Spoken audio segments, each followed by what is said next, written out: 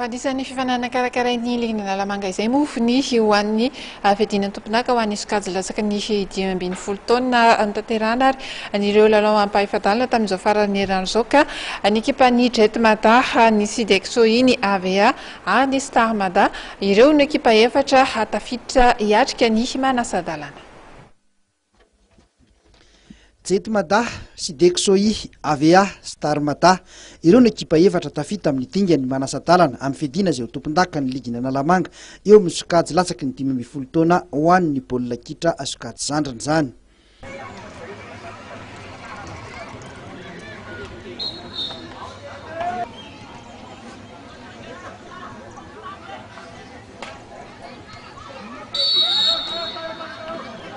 Ity arahantsika amin'ny sary ity dia ny lalao Manasadalana izay nikatrohan'ny Jet Mada manao akanjo mavo sy ny Deuxième Ivandry manao akanjo mainty.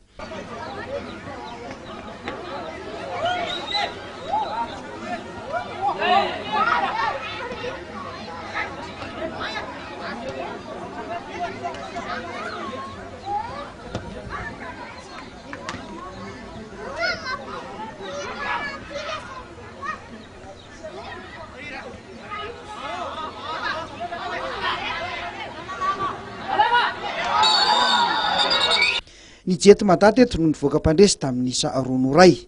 Ny Jet Mada no napiditra ny baolina voalohany teo amin'ny minitra 7-12 tamin'ny alalan'ny Prince rehefa nahazo tolotra tsara avy any amin'ny Krista.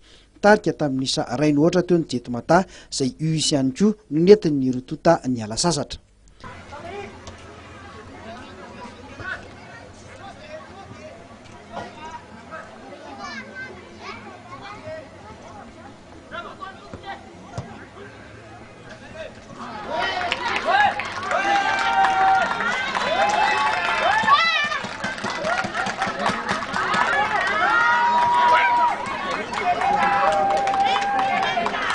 Teo amin'ny fidirana faharoa dia mbola nitoy ihany ny fanafihan'ny Jet Mada ka mbola natafiditra baolina ray faharoa indray izy ireo tamin'ny alalan'ny tahiry teo amin'ny minitra 4-20 2-0 nisa teo.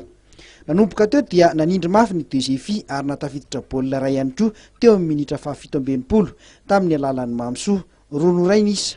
Taorian'izay dia totoafy ny fanafihan'ny Deuxième Ivandry saingy tsara fiarovatena ny Jet Mada ka tsy nampiova ny isa teny amin'ny solaitrabe intsony izany.